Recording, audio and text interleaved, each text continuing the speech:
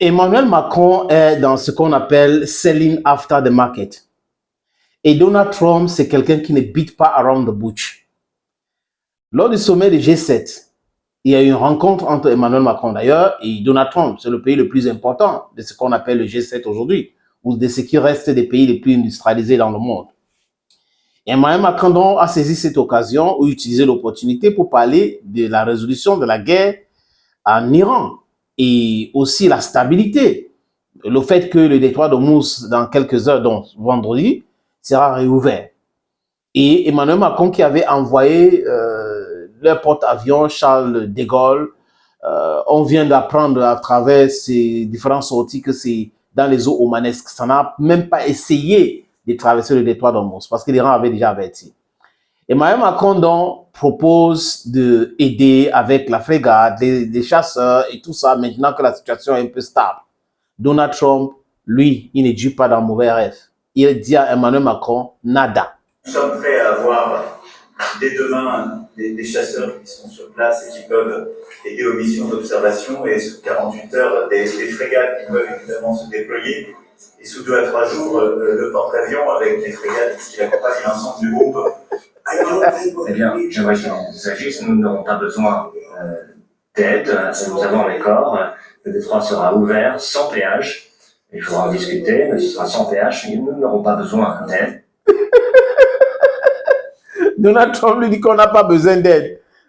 Vous voulez nous aider pour moi? Parce qu'il les avait demandé dès le départ, venez, on fait ensemble. Les gars ont refusé. Maintenant que la situation est stable, nous sommes prêts à avoir. Donald Trump dit niet. Salut les amis, bienvenue sur votre plateforme. Ici, c'est votre humble serviteur, l'homme le plus noir de la terre et fier de l'être. On ne peut pas être si ridicule comme Emmanuel Macron. Le président français, pas de ridicule à ridicule. On ne vous a pas invité quelque part, vous êtes prêt à aider. Est-ce que les États-Unis vous ont demandé de l'aide? Les États-Unis vous ont demandé de l'aide au début. Vous avez refusé. Maintenant, quand la situation se stabilise, vous voulez montrer que vous êtes aussi fort. Non, la force, c'est quand il y a des problèmes.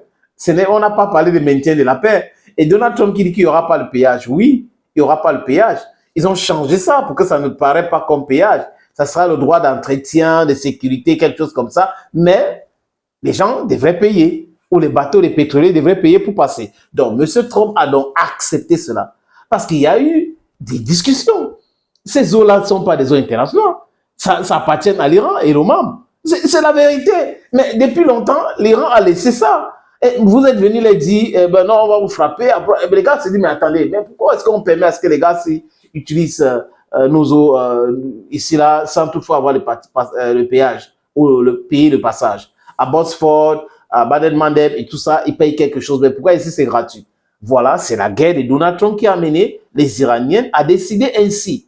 Et là, la chaîne française France 24 n'est pas aussi très tendre avec Emmanuel Macron. Et il l'a redit, le président français, en présence de Donald Trump, ce qu'on vient d'entendre, qu'il y avait cette coalition avec les Britanniques pour justement aider à débloquer le détroit d'Ormuz. Le Charles de Gaulle, le porte-avions va rester sur place. Comment finalement Donald Trump a-t-il reçu cette information?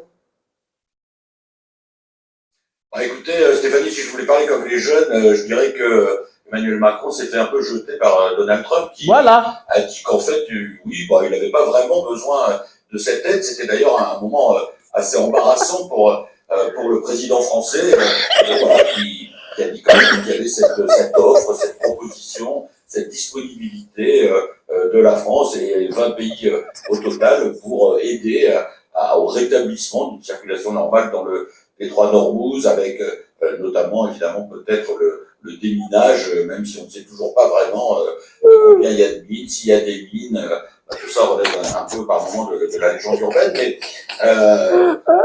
franchement, la réaction de Donald Trump n'a pas été très aimable. Alors est-ce que Donald Trump s'est souvenu qu'il était très en colère contre ses partenaires européens qui avaient refusé de s'engager dans cette aventure américano-israélienne?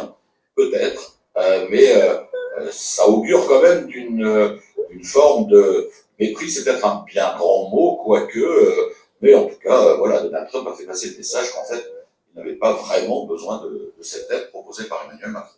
Voilà. Il n'a pas besoin. Mais s'il n'a pas besoin de quelque chose, il dit qu'il n'a pas besoin de ça. Voilà la réalité. Et Emmanuel Macron, il s'est fait ridiculiser tout le temps. En Afrique, en Asie, au Moyen-Orient. Parce que ce n'est pas un homme sérieux. Avoir des diplômes universitaires ne fait pas de toi un homme intègre, un homme intelligent, un homme sage. Non. Et Macron se comporte comme un con. Tu n'as pas voulu t'engager dans quelque chose. Quand la personne qui a engagé ses forces, qui a perdu ses choses, essaye de régler ou commence à régler le problème, tu dis que je suis prêt à venir t'aider. Mais attendez. Mais il est en train de régler ça. Tu veux l'aider comment encore? Mais qui est?